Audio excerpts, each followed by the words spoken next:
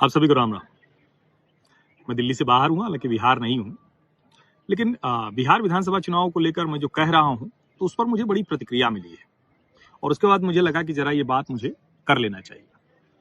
अब चूंकि हर किसी को लग रहा है कि बिहार में सरकार किसकी बनेगी, तो सबको लगभग मोटा मोटा लग रहा है कि जो अभी का गठजोड़ एनडीए है वो आगे निकल जाएगा, ऐसा सबको लग रहा है। और लगभग सबके मन में ये भी स्पष्टता है कि तेजस्वी यादव और कांग्रेस और साथ में कम्युनिस्ट, उनका गठजोड़ जरा पीछे रह गया है। लेकिन एक सवाल लोगों के मन में आ गया है और वो सवाल ये है कि अगर भारतीय जनता पार्टी नीतीश कुमार को मुख्यमंत्री नहीं बनाएगी तो फिर क्या होगा? क्या नीतीश कुमार रुके रहेंगे या नीतीश कुमार सरकार का हिस्सा हर हाल में रहेंगे और वो तेजस्वी के साथ चले जाएंगे, तेजस्वी जी फिर उप मुख्यमंत्री हो जाएंगे? क्या दिक्कत होती है अगर वो मुख्यमंत्री के चेहरे बने और उसके बाद उनको लगेगा कि नहीं सरकार ही नहीं बन रही है तो वो बन जाएंगे, उप मुख्यमंत्री बन जाएंगे। अब इसमें मुझे जो मैसेजेज आ रहे हैं जिसके बाद मुझे बात करने की इच्छा लगी या कहें कि स्पष्टता देना जरूरी लगा, कई लोगों को ये लग रहा है कि मैं कोई नीतीश कुमार का विरोधी हूँ, मैं कोई नीतीश कुमार को पसंद न करने वाला व्यक्ति हूँ या निजी तौर पर मेरी कोई ऐसी खुन्नस है। तो मैं एक बात स्पष्ट कर दूं, नीतीश कुमार को मैं बिहार की राजनीति के सर्वश्रेष्ठ नेताओं में गिनता हूं और नीतीश कुमार ने बिहार को जिस जंगल राज से, जिस बर्बादी से, जिस फिरौती अपहरण वसूली वाले राज से वापस लेकर वो जिस तरह से आए हैं वो सामान्य काम नहीं था। नीतीश कुमार ने पूरी तरह से परिवारवाद और वंशवाद की राजनीति में जिस तरह से खुद को स्थापित किया है वो कमाल है और सचमुच जिस तरह से महिलाओं का जो सशक्तिकरण किया है वो भी कमाल है। कानून व्यवस्था अच्छी कर दी, महिलाओं का सशक्तिकरण कर दिया, सड़क अच्छी कर दी, सब कुछ अच्छा हो गया। और जब नरेंद्र मोदी की सरकार आई तो डबल इंजन हो गया तो और भी बहुत कुछ अच्छा हो गया। अब वो पटना एयरपोर्ट से लेकर दूसरे एयरपोर्ट और जो कहें कि सड़कें और उस सबको गिनाने की जरूरत नहीं। लेकिन यह भी तो सच है ना कि पिछले कुछ समय में नीतीश कुमार जी जिस तरह से व्यवहार करते दिखे हैं उनकी छवि तो खराब हो रही है। और मैं जब कह रहा हूं कि नीतीश कुमार जी को अब मुख्यमंत्री नहीं बनना चाहिए या कह रहा हूं कि नहीं बनेंगे तो मैं दरअसल उनके शुभचिंतक के तौर पर बोल रहा हूं। मुझसे बड़ा नीतीश जी का शुभचिंतक नहीं होगा कोई। और अभी भी जो उपेंद्र कुशवाहा या संजय झा लगातार कह रहे हैं कि नहीं नीतीश ही रहेंगे, 25 से 30 फिर से नीतीश, मैं कहूंगा इसको थोड़ा सोचना समझना चाहिए।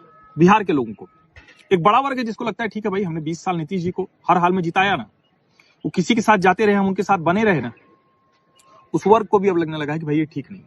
और मैं फिर कह रहा हूं, मेरी अपनी एक कहें जो राजनीतिक विश्लेषण करने की क्षमता है, अनुमान लगाने की क्षमता है, उसके आधार पर मैं ये सब कह रहा हूं। हो सकता है कि भारतीय जनता पार्टी तय करे और कहे कि नहीं नीतीश कुमार ही मुख्यमंत्री बनेंगे, तो मुझे उसमें कोई दिक्कत नहीं है, नीतीश कुमार को मुख्यमंत्री बनाइए।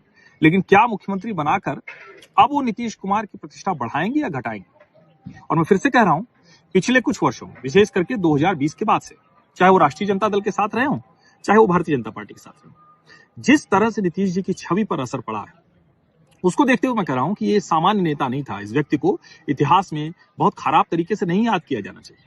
और मैं फिर कह रहा हूं, चाहे कोई कुछ भी कहे, लेकिन वीपी सिंह को याद भी नहीं किया जाता है। बहुत से लोग हैं जिनके राजनीतिक तौर पर बहुत अच्छे काम रहे लेकिन अंतिम समय में उन्होंने गड़बड़ कर दिया। कल्याण सिंह को बहुत कुछ याद किया जाता है लेकिन अंतिम समय में जो वो चले गए थे, कुछ समय मुलायम सिंह यादव के साथ सब गड़बड़ हो गया। नीतीश कुमार के पास अवसर है कि वो फिर से अपनी उस छवि के साथ राजनीति से संन्यास ले। राज्यपाल बनेंगे, आगे कुछ होगा, किसी और जगह पर जाएंगे, मैं नहीं जानता हूं। निशांत कुमार को कुछ कुर्सी मिलेगी, उनके पुत्र हैं और उनके लिए उन्होंने बहुत कुछ किया नहीं। निशांत कुमार कुछ बनेंगे, मंत्री बनेंगे, विधान परिषद से भेजे जाएंगे, राज्यसभा से भेजकर केंद्र में मंत्री बनेंगे, मुझे ये भी नहीं पता है। लेकिन इनमें से कुछ भी होगा तो अच्छा रहेगा। और मैं फिर कहता हूं, नीतीश कुमार ने परिवारवाद और वंशवाद को जिस तरह से ठेंगा दिखाया है, उसमें अगर उनके पुत्र को अब कुछ मिलता है तो उसको हम परिवारवाद के तौर पर नहीं देखेंगे। और अगर देखेंगे भी तो इतना अधिकार बनता है। नीतीश कुमार ने सामान्य काम नहीं किया है। और मैं फिर कह रहा हूं, मैं नीतीश कुमार का शुभचिंतक हूं। मैं हर हाल में ये चाहता हूं कि नीतीश कुमार भारतीय राजनीति के इतिहास में एक जबरदस्त नेता के तौर पर याद किए जाए, एक ऐसे नेता के तौर पर जिसने बिहार जैसे बर्बाद हो गए राज्य को पटरी पर ला दिया। बिहारी होना जो गाली हो गया था उसको ठीक कर दिया। उन नीतीश कुमार की मैं बात कर रहा हूं। और इसीलिए मैं फिर से दोहरा रहा हूं, नीतीश कुमार अब मुख्यमंत्री नहीं बनेंगे, नीतीश कुमार की सहमति से मुख्यमंत्री बनेगा। भारतीय जनता पार्टी को भी अब ये गलती नहीं करनी चाहिए। जहां तक रही बात की ये कि उनके समर्थक नाराज हो जाएंगे, उनके समर्थकों को भी ये सोचना चाहिए कि अगर नीतीश कुमार इस छवि के साथ अपने राजनीतिक पारी का समापन करते हैं तो क्या अच्छा होगा क्या?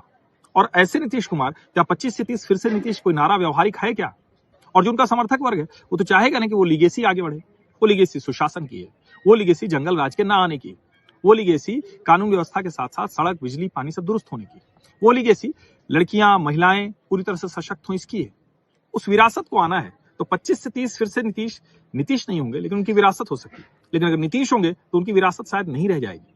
इसको जरा अच्छे से समझिए।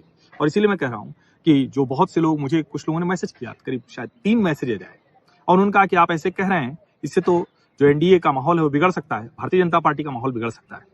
तो मैं बड़ी स्पष्टता से मैंने उनको कहा कि भाई मैं उनका दुश्मन नहीं हूं। एक को जवाब दिया, बाकी को नहीं दिया। और मैं फिर से कह रहा हूं, सरकार जिसकी भी बने, नीतीश जी की विरासत बनी रहे, वो बहुत जरूरी है।